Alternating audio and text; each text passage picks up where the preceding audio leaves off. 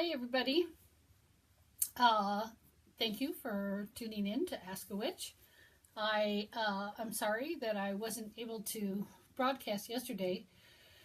It was a crazy day coming back from being at the beach for 3 days, which was wonderful. And well, we decided to stop and have food. And by the time we did that, there was some crazy traffic. And Washington doesn't really have a lot of freeways. And so the ones that it does have are almost always pretty impacted. So I'm here now, and today I want to talk about sacred space. What is sacred space? How do we create sacred space? Why do we create sacred space? All those kind of things. And if you have questions, of course, just feel free to type those in, and I'll be happy to address those as I go through the vlog. So, sacred space. Sacred space, to me, is a space that feels magical, a space that feels cleansed, space that feels like there's no outside distractions that could interfere with what I'm doing. I have several places on the property here where I live that I consider to be sacred space. Although, one could say that anywhere you stand on Mother Earth is sacred space. Mother Earth is sacred. So, with that in mind, one can make sacred space or have sacred space anywhere one is if one is focused. So here on our property in Eatonville, the places that I find sacredness are there's a wonderful little grove of trees that are just down from my house where there's kind of a spiral of boulders, which is unique, and it feels very magical down there. It was kind of swampy during the winter, so I wasn't really able to do any kind of work down there, but just sitting down there on a rock just felt like I was in, the fairy realm. And one of the things I would like to do as the soil dries up a little bit is plant some flowers down there and clear some of the brush away so that it's a little drier and more sanctuary-like. But it already has an energy that feels protected, that feels safe, that feels sacred.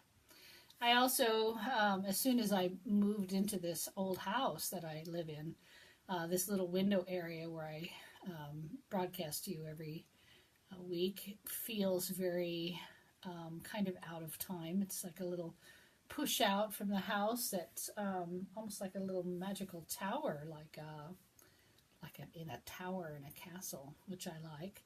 And I can look down on my beautiful garden from here, and I can see all the beautiful fruit trees, and I can see the elk that pass by. And so the first thing I did to create it as a space for magical working was I cleaned it. That's the first thing you want to do. You want to clean this space both physically and energetically. Ways that, of course, cleaning physically just meant running a vacuum over the floor here because it's a carpeted area. And then everything that came into the space was also washed as things were moved from the old house to the new house, washing off the dust and old energy, that sort of thing. Once that was done, then cleaning the energy was done. And there's ways to do that. You can take a magical broom and sweep the energy. Generally, when we are clearing away things, we want to go in a counterclockwise position or direction. So sweeping in a counterclockwise direction. Or smudging. One could smudge to cleanse the energy of a sacred space or a space where you want to do your magical working. And so once the area is cleansed, then you would go about setting up the area the way you want to have it feel. And by doing that, some of it has to do with, it's kind of in some ways, it's like feng shui, in that you really kind of want to put your hand on things and feel what the energy is like, and think about if these are things that put you in mind of connecting with divinity. Are these things that feel magical, or energetic to you? Now, I have friends who are lucky enough to have an entire room in their home that they use for magical ritual. And while that's a wonderful idea, my house is really tiny.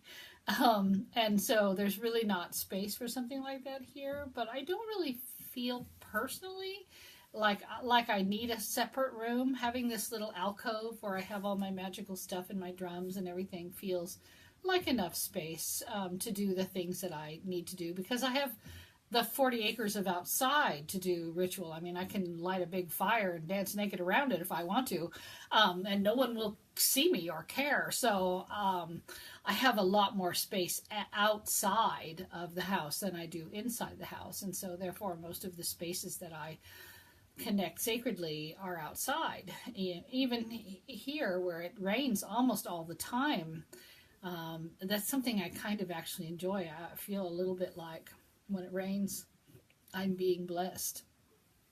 And even though it rains almost every day, from about mid-September until, well, about now, it never feels old to me, or less magical. To me, rain is such a blessing. And so the sacred space, once the sacred space is chosen and cleansed, then one decides what one wants to do there. And so, as I said, having friends that have rooms dedicated to this sort of thing in their homes, because they don't really have backyards or outside spaces, the first thing that they will usually do is set up an altar, which is one of the first things I do when I move into a new home. Because I'm one of those people that feels like my whole home is sacred space. And so I really want to have wards above the doors and the windows to protect the energy that comes in and out of the house. I really want to have the cleansing, the smudging, and all that takes place throughout the house. And I do all of that. And when I talked before about smudging and cleansing, and I talked about putting elements in every dark corner, that's what I do when I move into a new house. We put water, and to represent, of course, the element of water. We put smoke or sage smoke also in every dark corner, every drawer, every cabinet, to represent air. We put candle light in every corner, every dark corner, to represent fire, and salt is sprinkled around the home to represent earth. So when you do that, not only are you cleansing your sacred space, but you're also grounding it and bringing the elements in as guardians of your space. And then once that's done, I usually will set up an altar. And we talked about altar items and things that you want to have on your altar. Your altar should change periodically as things change in your world. Life is crazy and hectic, and if your altar is collecting dust and it still has things on it from last winter, then you probably should take all that stuff off and wash it, and then feel how it feels to see what you want to put back. Right now, we're stepping into summer. So if you've got a lot of heaviness on your altar, a lot of rocks and stuff like that, you might want to consider lightening up a little bit. Maybe some flowers, some nice incenses, maybe even a plant, things like that will lighten up the energy of your altar space. Because really, an altar is a space where energy is moved. And so if energy is old and stale and dusty, that's not going to serve you. So an altar, the first thing I do after I prepare my home is I put altars in. I have a lot of altars. Let me just say, my husband kids that every flat surface is an altar. I have an altar that is by my bed that has Freya, that's very Nordic and very has a lot of amber because that's her stone and just kind of dripping off of her, actually. And also some rabbit skins and some things that are very earthy and very north are in that area of the house. And then I have my altar here that I broadcast to you guys from, which has my tarot cards and some of my crystals and a little image of Kali Ma. I also have some lavender and an incense burner and things like that here that I frequently work with. And then I also have another altar down here, which you actually can't really see, but it's the altar of, for me, part of the altar of divination. I've got my crystal ball, and I've also got a crown of antlers. This is my crystal ball, and this to me is just so much wonderful energy. It's not the clearest. I like it because it's not. And you can see the rainbows in it. It's just a lovely piece of crystal, very heavy. And it sits here on its own altar. And it has some stones, some of these fossilized creatures here. These are actually one creature that was found and sawed in half, which I thought was really a great representative of marriage. So those sit on my divination altar. And my pussy willow is here, and I have a painted egg, a little Ganesh down here. And then I also have an altar on the top of my heating device downstairs. It has a big set of antlers on it, and some smudges, and some of those magnetic rocks. I forgot what they're called, but I have some of those on there. And then, of course, the windowsill behind that is all lined with crystals and stones. So, as I said, for me, my house is that sacred space, that, that's cleansed and prepared space, because I might decide I want to do something magical spur of the moment, and I want my whole home to be safe and protected. I'm about having magic all around me. But if I'm doing a circle, I'm going to do a circle, then I'll cast a small circle around myself, unless I'm doing ritual with other people.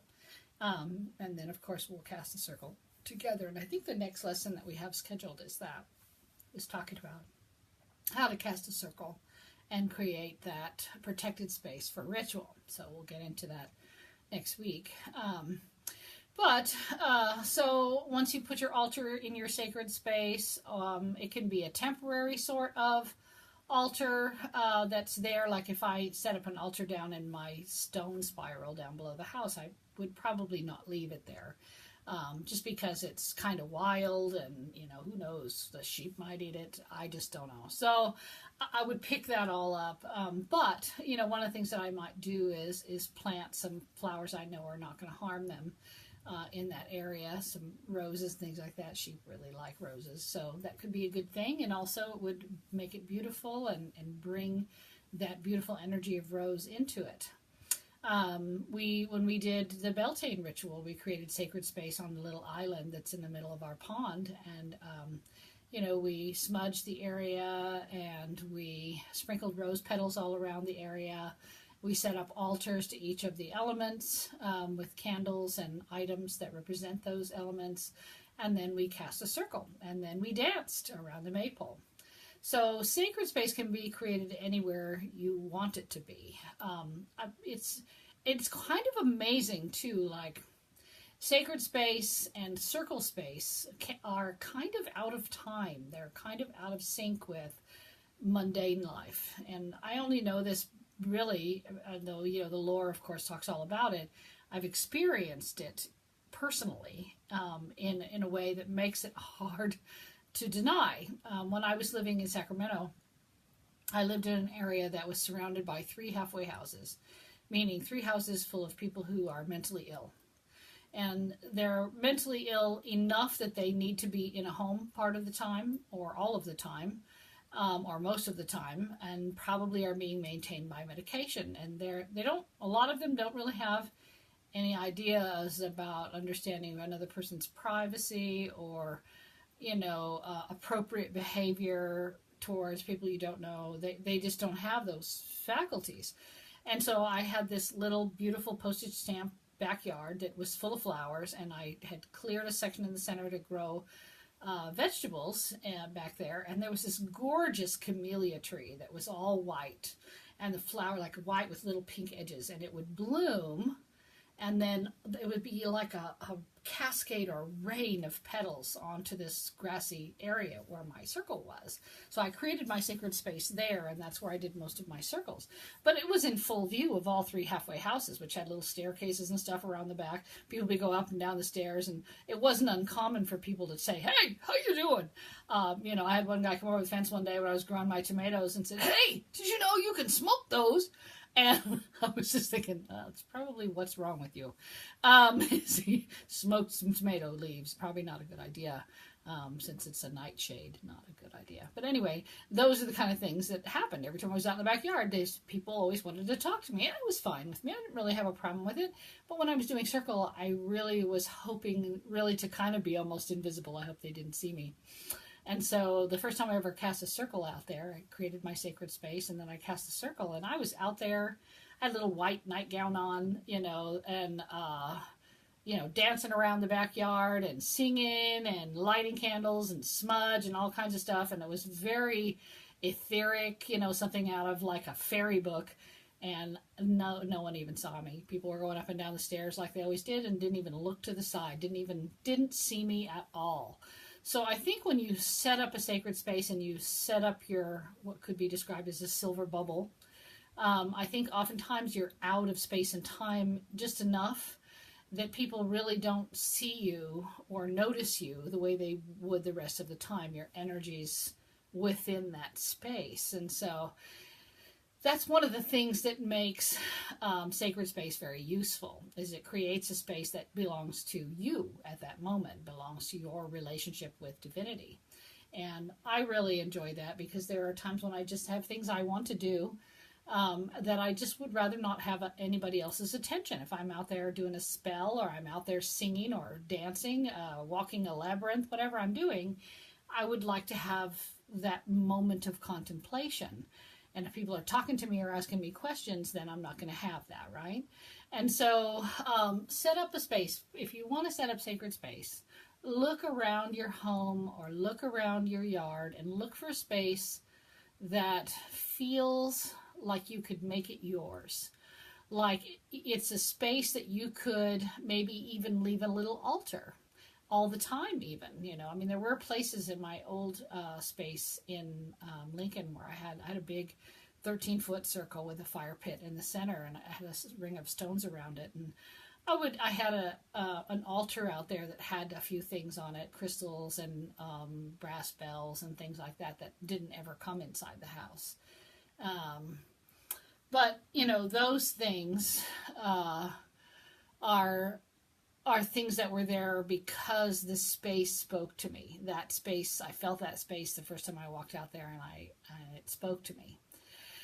And so find a space that feels feels comfortable to you, feels connected to you. It's having a tree is very nice, especially a beautiful blooming tree that you can sit under in the summertime, and meditate or do yoga or do a ritual if you like.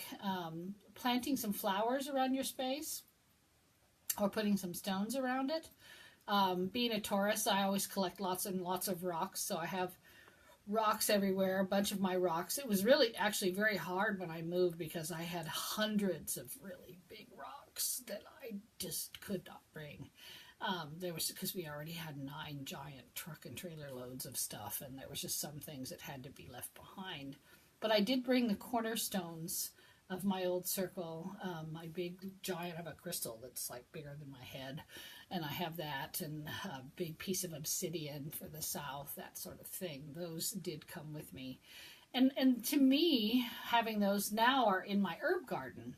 And I've created sacred space in my herb garden, because my herb garden is where I do my healing work. And healing work, as we know, is not just from the point of the physical, it's also from the point of the spiritual and the mental. And so for the first 6 months I was here, I had my altars inside my home, but I didn't have my herbal space. I didn't have a place to teach classes. I didn't have a space to do herbal stuff. I didn't have any of my herbs unpacked. I didn't have any of my medicines.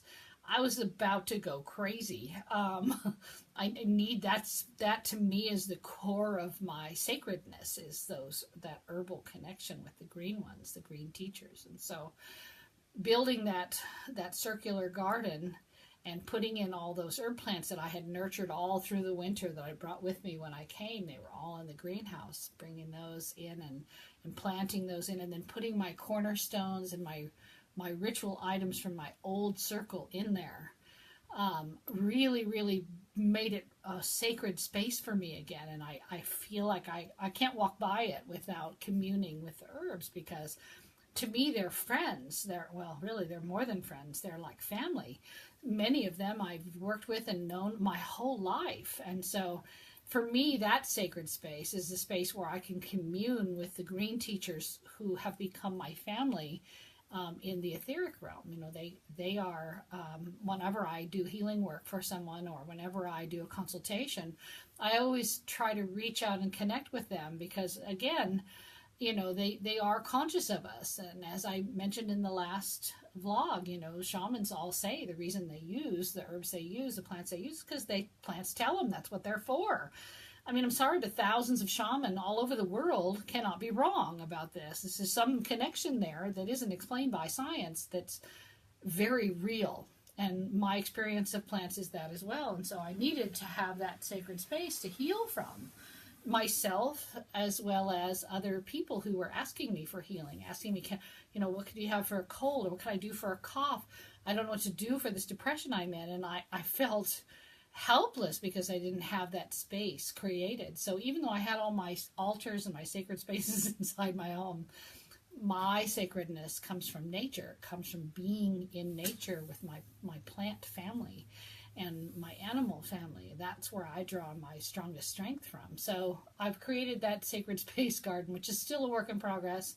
Right now it's just the circular garden, which some of you have seen pictures of on my personal page. I should take some pictures to put here on the Blue Moon page, because it's become quite beautiful, and almost everything is blooming or is going to bloom in the next week, because the sun is finally coming out here.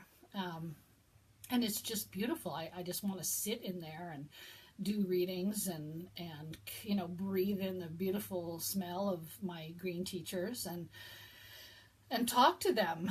And so the circular center part is done, and it's lined up with the 4 quarters. So each of the beds is an element.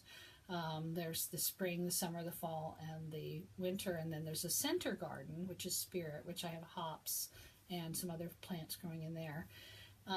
Because hops are really a woman's herb.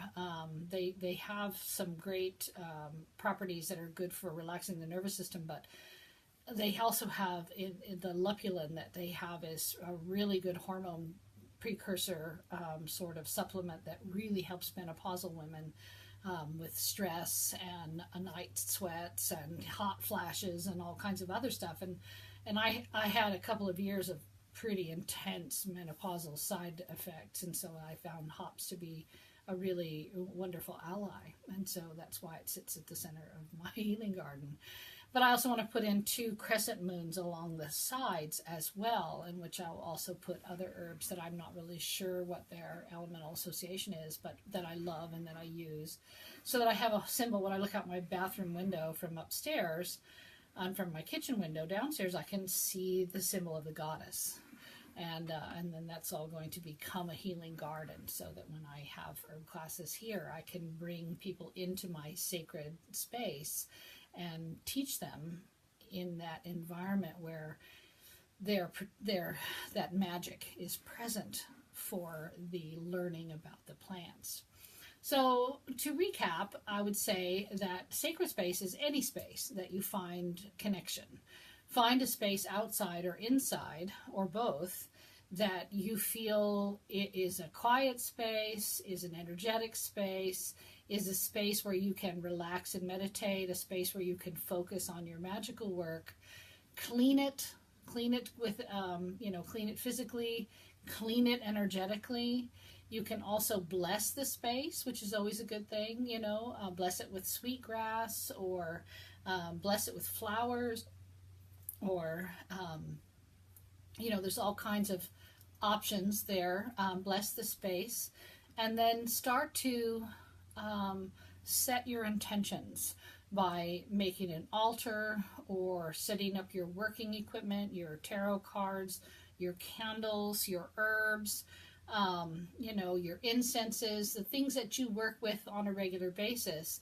Set those all up so that they're easy to access. It's just your working space. Sacred space is your working space where you're going to be able to do your magic. And one of the things I do love about this little alcove here that I record from is that window behind me, actually, when the moon is full, it shines through that window like the sun and lights up my bedroom. And so it's kind of hard to sleep when it's like that because of the energy and the light. But also, it makes my crystal ball become just iridescent, and it's such a magical space. It's like doing magic in a pool of silver.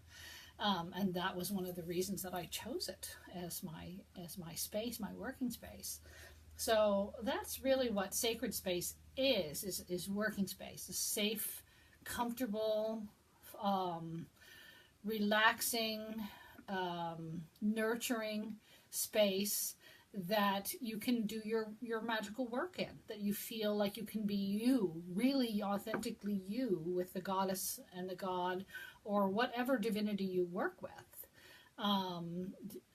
That's the space where you can meet them and feel comfortable doing so. So now that I've talked for almost 30 minutes already, which doesn't seem like it could be possible, I have about 4 minutes left for questions. So, of course, Ask a Witch is all about questions. So if you have some questions, just ask, just type one in and I'll be happy to answer it as to the best of my ability. I always like to help people if they're confused about something or they're not sure about something. I've had people message me and say, how do I know what to go on and put on my altar? How do I know if a space is cleansed? Those kind of things. And I'm very happy to assist with any of that kind of stuff. And also, if you don't have a question right now, you don't have to put anything in right now. But if you type a question in below the recording, because I'll post it so that you can watch it whenever you like, then if there's a question there, I will answer that for you. And also, if you have a question that's a more private nature, feel free to message me.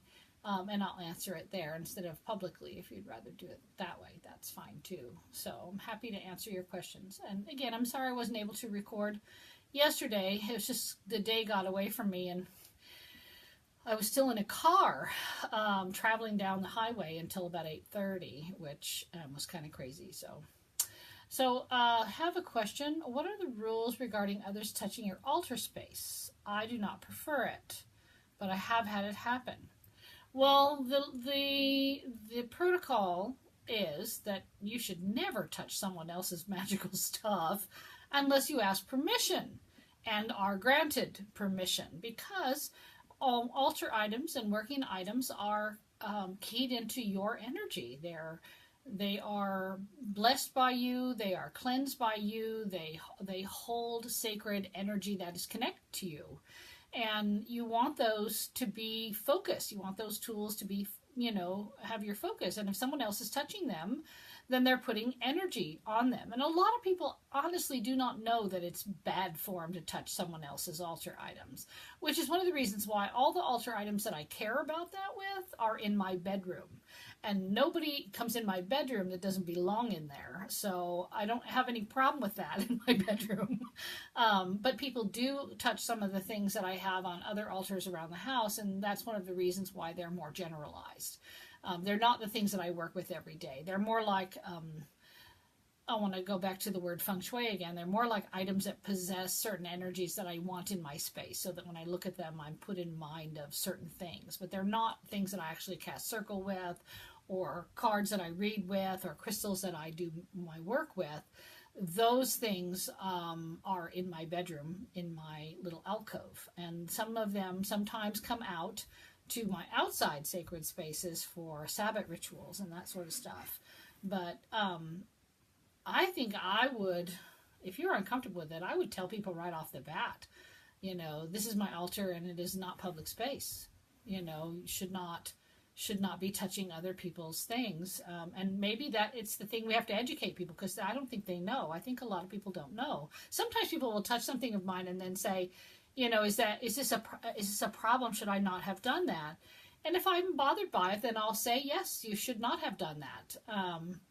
But people, it's like that whole thing of those of you who've had kids, people always want to just reach out and touch your belly, like it's totally fine to touch you without permission. And it's the same kind of thing. I think people just get really excited and they're like, ooh, look at that. And they don't really think about what is appropriate.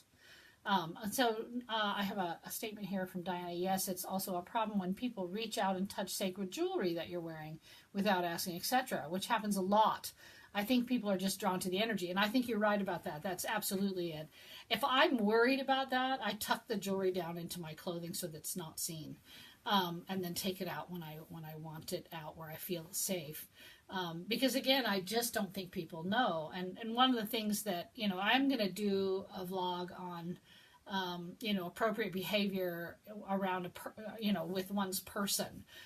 Your body is your body, and, your tools are your tools, and your space is your space kind of vlog, where people can learn what the appropriate protocols are around energetic space, energetic items, energetic jewelry, because I think clear but kind is necessary.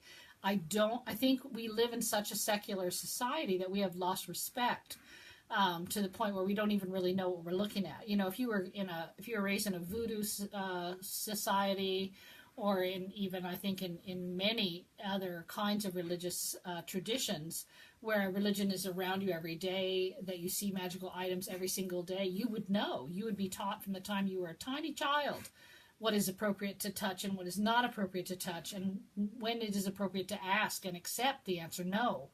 And here we just don't teach people that. The only experience most people have is going to a church where there are altar items that are up away from them, and they're not allowed to touch them, but they're not in any sort of way available for them to touch. The altar is very removed from the parishioners, and nothing is available for them to touch.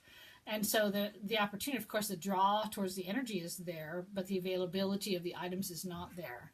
And with Wicca and magical traditions, we often have our magical items all over, and we have them all over our bodies too. And people just do not know that it is an inappropriate thing to just reach out and touch those things. So we really need to educate other people, as you said, clear but kind ways.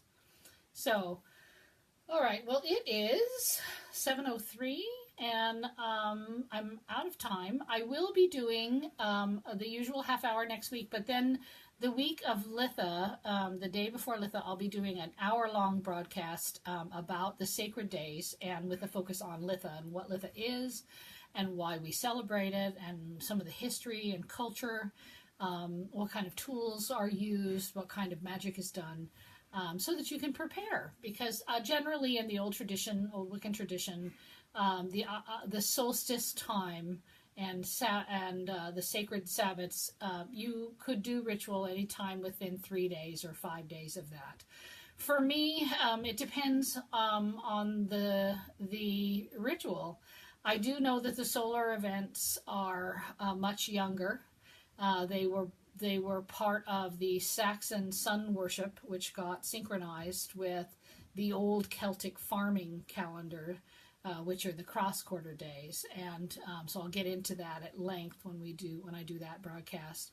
But the solstices are on Solstice Day, and I personally like to celebrate solstices and equinoxes on the day of the solar events, because I feel them. I get kind of lightheaded and kind of cosmic, and I can feel that energy. It's just waiting there to be used. It's like, okay, well, you're tuned in. Here it is. And so that's why I like to do them on those days. With the cross-quarter days, I think we have to look at like what's going on with the moon and the sun and that sort of stuff. And they're less, I think the older holidays were less stickler in terms of what exact day you went about it, because it had a lot more to do with when did the light change? When is this thing? When can we plant this thing? When should we harvest that thing? A lot of the holidays that we have in paganism are either planting days or harvesting days, like more than half of them. So, yeah, that's really the whole thing. So the focus is then, of course, going to be focused on what nature's doing.